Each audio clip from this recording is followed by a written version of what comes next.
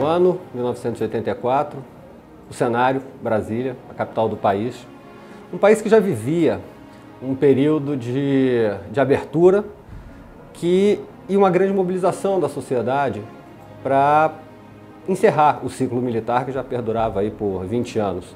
2 anos antes, as oposições ganharam as eleições para governos estaduais, fizeram uma bancada muito forte também no Congresso, o primeiro movimento. Então havia uma mobilização política na sociedade naquele momento.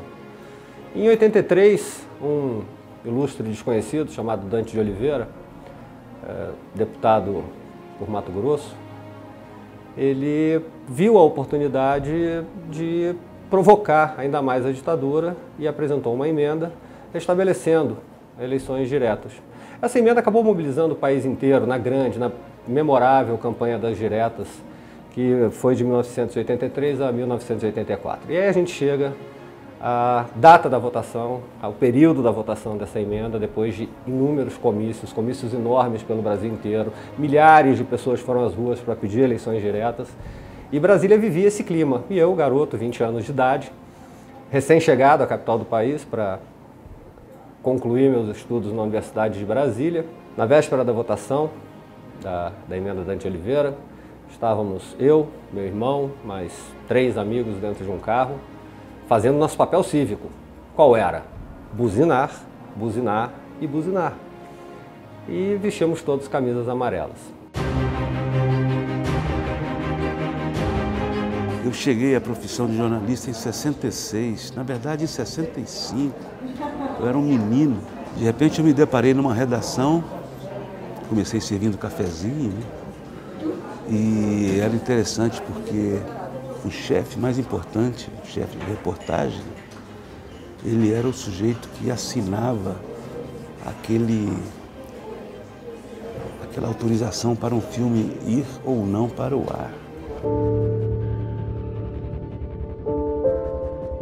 Passando pela Avenida W3, o meu carro foi cercado por uma tropa da Polícia Militar. Todos armados de metralhadoras, escopetas, máscaras. Meu carro foi fechado, nós fomos obrigados a sair. Detalhe, entre os meus amigos, 2 meninas, uma de 16 e outra de 17 anos. Fomos obrigados a sair, deitar no chão, não podíamos falar nada. Meu carro foi revistado, alguns cartazes de diretas já foram apreendidos e nós fomos levados para a sede da Polícia Federal. Até aquele momento, eu era um garoto que, como todos os outros garotos, gostava de Beatles, de Rolling Stones, também gostava de fazer política. Gostava de rock nacional e gostava de falar mal do governo e também fazia campanha pela redemocratização do país. Mas a ditadura já era algo meio impreciso, num período que a minha geração viveu quando era criança e quando nós ficamos jovens, a pressão já era bem menor. O país caminhava realmente para uma transição para um regime democrático. A gente só não sabia quando ele viria e a Dante de Oliveira era a oportunidade. Mas naquela véspera da votação da Dante de Oliveira, eu e mais 33 pessoas, quase todos jovens como eu, na faixa dos 17, 18, 20, 20 e poucos anos, presos na Superintendência da Polícia Federal, essa mesma que hoje recebe os presos do Mensalão, do Petrolão. Naquela época eram garotos que o único crime que cometeram foi portar camisetas amarelas. Eu sempre tive a preocupação de colher, de uma época, imagens que bem a representem, né, depois. E não foi diferente naquela época. Eu era um menino, mas muito atento. Então eu me esmerei sempre em fotografar coisas que pudessem revelar o estado de espírito daquele tempo. E foi o que eu fiz. Eu entendia perfeitamente o que estava acontecendo. Eu não sei como um país consegue viver sob o regime de falta de liberdade.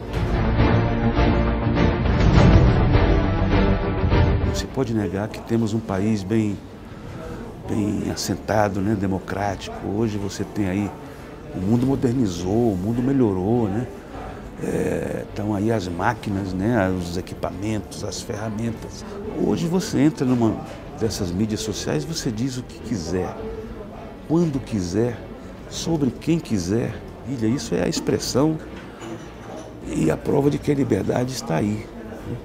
Mas ainda assim, eu muitas vezes me deparo com situações em que eu sinto uma tremenda volta ao passado, né?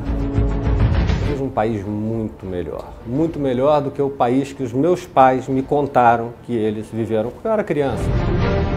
O Brasil é um paraíso, né, rapaz, de acontecimentos, né?